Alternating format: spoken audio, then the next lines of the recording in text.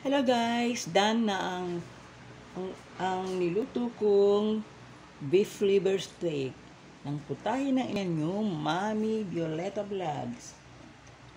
Ayan, binabad ko lang ang beef liver sa toyo at kalamansi kahit every 4 hours, tinimplahan ng paminta.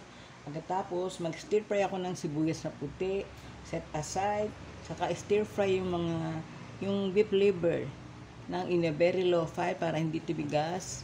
Saka mo binukod, niluto naman sa konting mantika ang pinagbabaran, at saka nang kumukulo na, timplado na ng asin at asukal, nilagay na yung mixture na pinagbabaran, saka ilagay yung stir fry na liver at lagyan na ng garnish na sibuyas na puti. Okay guys, let's eat.